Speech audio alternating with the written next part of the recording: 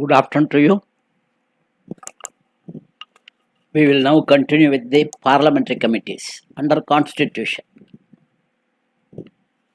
In the last class, we have seen Public Accounts Committee, of course, in part. We have seen the origin of Public Accounts Committee, its composition, and its importance. I have told you that the term of the individual member is 1 year, but the term of the committee is coterminous the tenure of the Lok Sabha. The members are eligible for re-election for any number of terms. Now, as far as casual vacancies are concerned, the members elected for casual vacancies will continue only for the remainder of the term of the member against whose vacancy he was elected. What do you mean by casual vacancies? It is a vacancy caused due to the death or resignation or removal of the sitting member of the committee.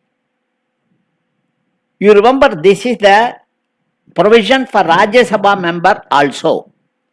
Suppose Mr. A is a member of PSC, the term is 1 year, he has been elected in April, end and May his term starts, he resigned in September.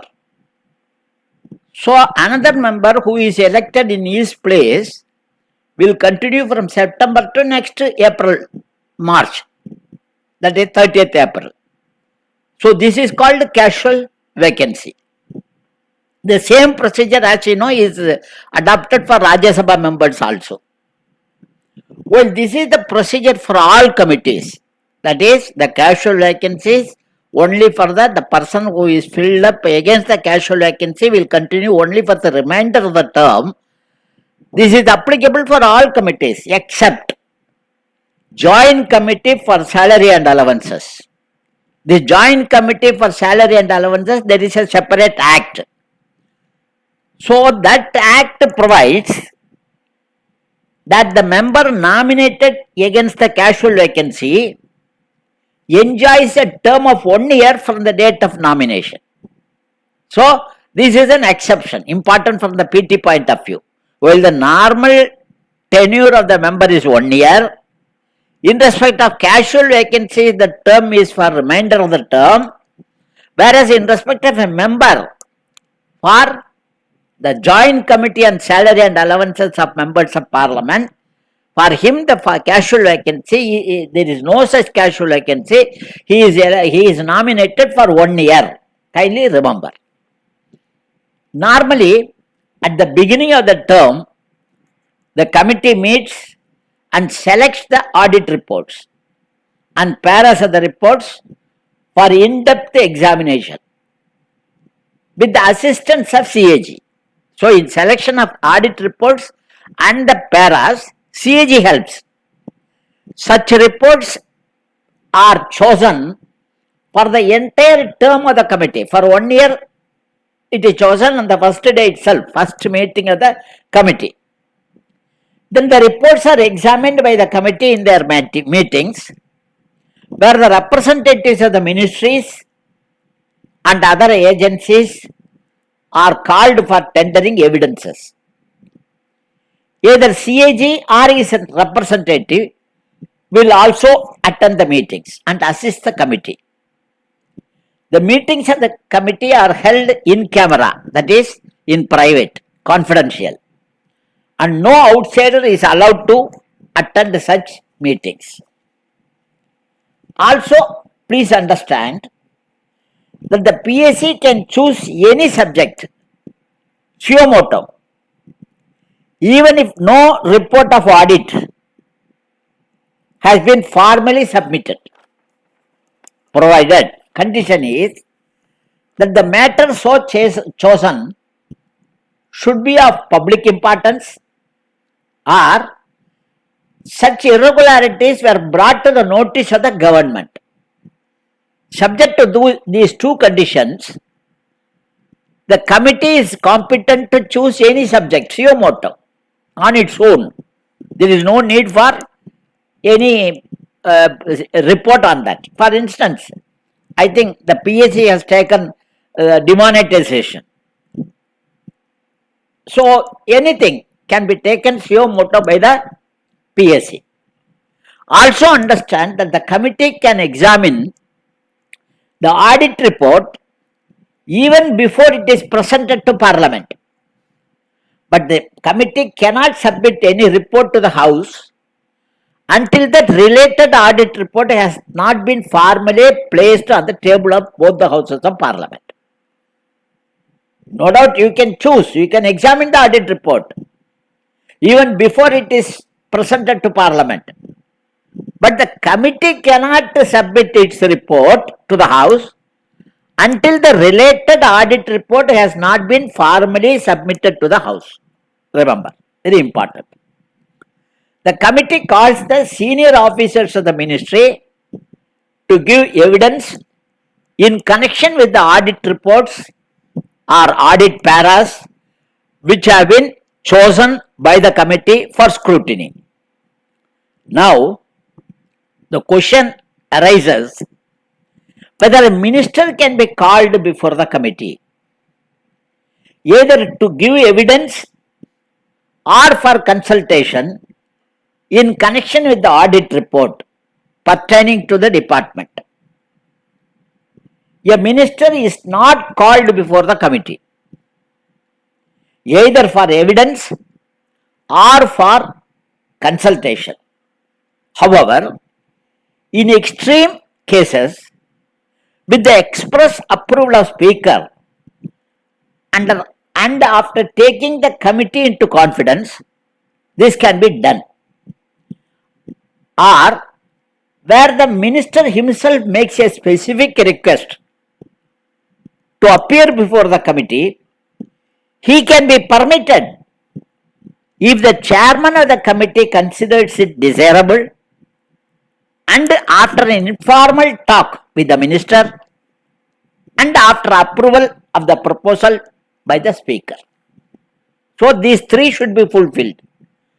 On its own suo moto you cannot call. That is not intended. Then the reports of the committee are prepared by the PSC and its secretariat. These reports are circulated. These reports are discussed in the meetings and the report is adopted by the committee. Normally the quorum is 1/3 of the total number of members. However, the quorum is not insisted upon for all meetings and study visits. But the quorum is mandatory for adoption of the reports because once it is adopted, it becomes the recommendation of the committee and the government is to implement the recommendation.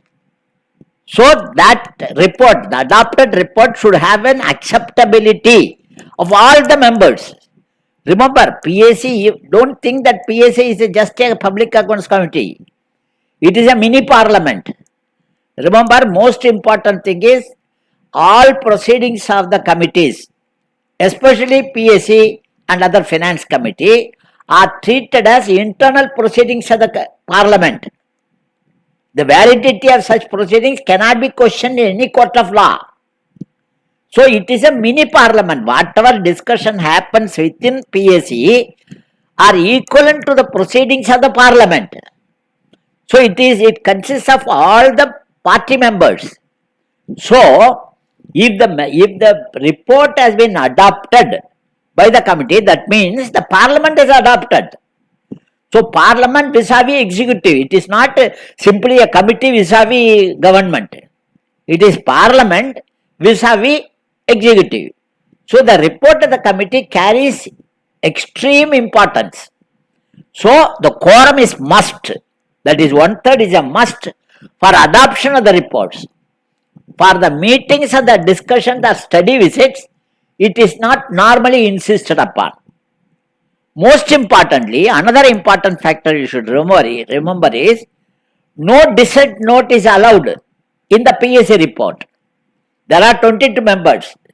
Even one member is against the common view, then the report is not submitted. It is not submitted, it has no validity. That is why the PSC report carries so much of importance and weight and respect, because it is an unanimous report. I do not want to mention a few reports have not been placed on the table of the House because of the disagreement. So, if there is a disagreement among the members, those reports are dumped. They are not placed on the table of the House. So, once a report has been adopted, it has to be adopted unanimously. The reports have to be unanimous. There is no question of any disagreement between the one group of members and another group of members. No, it is not possible. So, that is why when you choose the subject, you should choose such subjects which are not controversial. Irregularity, wastage of money, wastage of exorbitant expenditure, and all these things you can choose. But you should choose such a subject which are not more controversial. See, every issue is in a party politics, every issue can be made controversial. But we should choose such subjects because because of the respectability yielded wielded by the PSC. We should choose only those subjects which are public importance. At the same time, everybody, for an onlooker, the public should feel, yes, this is a very important subject. That is why the PSC reports carry very important image.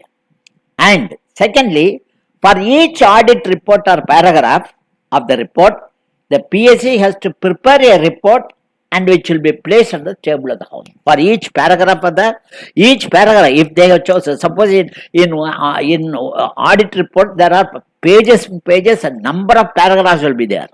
Certain paragraphs are very important. Suppose involvement of about 18,000 crores. So it is very important. It may be incorporated in a para of a main audit report. So PSC may like to choose because of the volume of money involved in this irregularity. Because of this importance, PSC chooses. So in that case, for each PSC para deliberated, there should be a report. All these reports are placed on the table of the House. In addition to these reports, it may be a number of reports, maybe 25, maybe 30, maybe 50, depending upon the initiative of the chairman. And there are two reports which are mandatory. In addition to these reports, two reports are mandatory. Number one is, I told you earlier, the committee has to submit a report on the instances of excess expenditure. I have told you excess expenditure. What is excess expenditure? The money spent outside the consolidated fund of India without the approval of Lok Sabha. You see, the fund spent from consolidated fund of India without the approval of Lok Sabha. That expenditure has not been included in the authorized budget. In fact, the CAG has to send a report on these excesses to the Parliament in advance of the audit report on the appropriation accounts, so that PSA can examine these instances and expedite regularization of excess over the grants. This is very important. This report is mandatory. Excess expenditure report by PSC is mandatory. It has to be submitted. Secondly, a report on the status of action taken on the recommendations and directions of PSC by the government. This is also mandatory. These two reports are mandatory. Now, the PSC has certain deficiencies. What I have already told you, because we are talking about deficiency, kindly don't think that we are more intelligent or more versatile or more knowledgeable than the other honorable members of Parliament who have drafted this PSC institution. No, that is not the intention. Our intention is, as a student, we should know every institution has its own defects, because human being cannot be free from imperfection. Every human being is imperfect. So any institution created by a human being cannot be free from imperfection. I have already told you. So we, as a student, we should know what improvements can be made. What are the present deficiencies? why it is not strong. All these things we should know. So to that extent, we should understand what are the deficiencies in PAC. Number one, PAC is not expected to go into the policy of the government in a broad sense. Nevertheless, it is within the jurisdiction of the PAC to point out whether there has been any wastage of money in carrying out, in executing the policy in question. To that extent, nobody can object to PSC. Secondly, PSC does only a post-mortem. In fact, second post-mortem, the first being by CAG of the expenditure already incurred. Whatever recommendation you do, it is only for the future. Whatever damage has been done, it has been done. You are not going to rectify it. You may take as action. You may, the persons who have worked in the ministry know how the action is taken. What is the Parkinson law play? How the Parkinson law pays? All these things you know. So this is only a post-mortem. Second, third is PSC cannot intervene in the day-to-day administration. If an injustice is continuing, suppose you are examining the report which on irregularity happened 3 years before. You come to know even today that irregularity going on. You cannot intervene. Maximum you can, if you are so keen and interested, you can tell the secretary, please stop it. That secretary has no powers to stop. He has to take the approval of the minister, if necessary, in some cases even cabinet. So the irregularity will continue. So the irregularity will continue for years. So the PSC has no powers to intervene in the day-to-day administration. This is number 3. Number 4. The recommendations are only recommendatory. The name itself indicates the recommendations are only recommendatory and not mandatory, and they are not binding on the ministries. Fifthly, PSC cannot disallow any expenditure, though it is proved wasteful. Even in excess expenditure, what the PSC do is, PSC normally regularizes. How many cases you take? Make a study, how many cases you have disallowed the expenditure? Very, very, very, very rare. So, it is another defect. Secondly, there is no continuity in the incumbency, either the chairman or the members. There is no continuity in the incumbency of the members.